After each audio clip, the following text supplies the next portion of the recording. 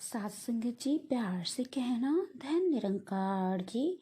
सात संगत जी, सच्चे भक्त की पुकार से तो परमात्मा को आना ही पड़ता है। अपने सच्चे भक्त की पुकार सुनकर परमात्मा कभी आए बिना रह ही नहीं सकते। सात संगत जी, आज की साखी एक ऐसे ही भक्त की साखी है। आशा करती हूँ कि आप जी को ये बहुत ही पसंद आएगी। सात संगत जी, एक बार सूरदास जी कहीं जा रहे थे। चलते चलते मार्ग में एक गड्ढा आया और सूरदास जी उसमें गिर गए। जैसे ही गड्ढे में गिरे तो वो अपने कान्हा को पुकारने लगे। भक्त जो ठहरे, एक भक्त अपने जीवन में मुसीबत के समय प्रभु को ही पुकारता है और पुकारने लगे।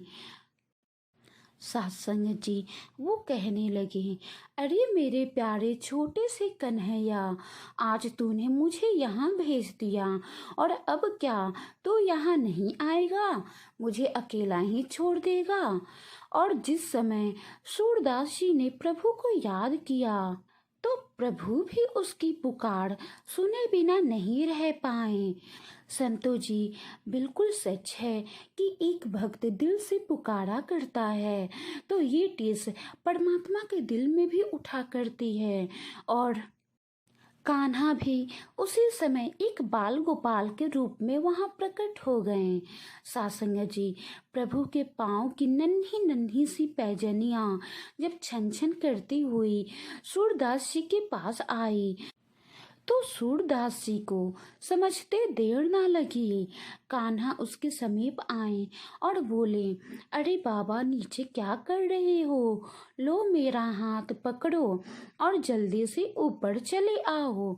सासंगत जी, जैसे ही सूरदास जी ने इतनी प्यारी सी मिश्री घुली हुई वाणी सुनी तो जान गए कि मेरा कान्हा आ गया और वो बहुत ही खुश हो गए। सासंगत जी, सूरदास जी कहने लगे, अच्छा तो आप बाल गोपाल के रूप में आए हो ना?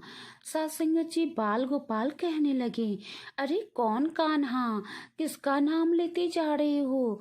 जल्दी से हाथ पकड़ो और ऊपर आ जाओ, ज्यादा बातें ना बनाओ। संतोष जी, सूरदास जी मुस्कुरा पड़े और कहने लगे, सच में कान्हा, तेरी बांसुरी के भीतर भी वो मधुरता नहीं।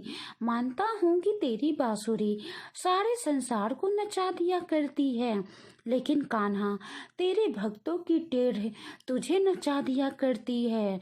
क्यों कान्हा, सच है ना? तभी तो तू दौड़ा चला आया। संतो जी, बाल गोपाल कहने लगे, अरे बहुत हुआ, पता नहीं क्या कान्हा कान्हा किए जा रहा है।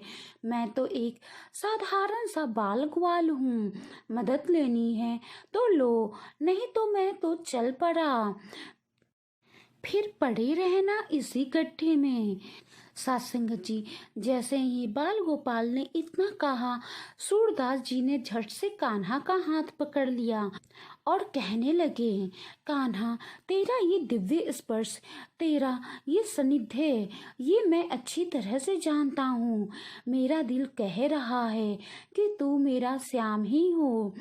सासंगत जी, अब बाल गोपाल को लगा कि कहीं मेरी चोरी ना पकड़ी जाए और चोरी पकड़े जाने के डर से कान्हा जी वहां से भागने लगे तो सूरदास जी ने कह दिया, वहां छुड़ाए जात हो, निर्बल जान जो मोहे, हृदय से जो जाओगे सबल समझूंगा मैं तो है।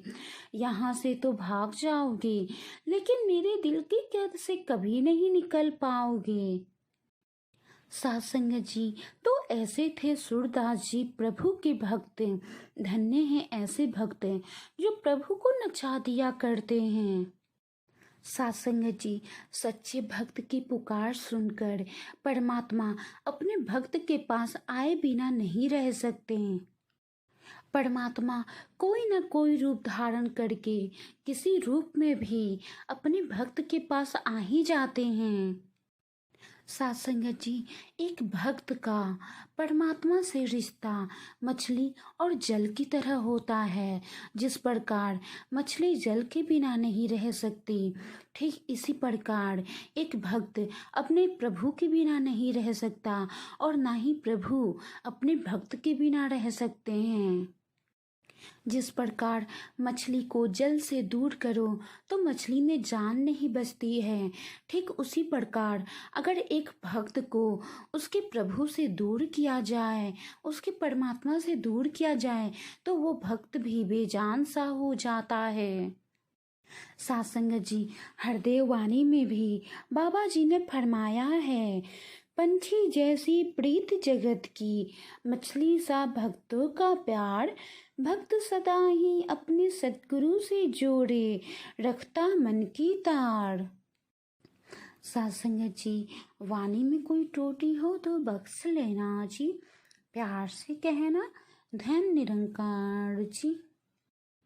साथ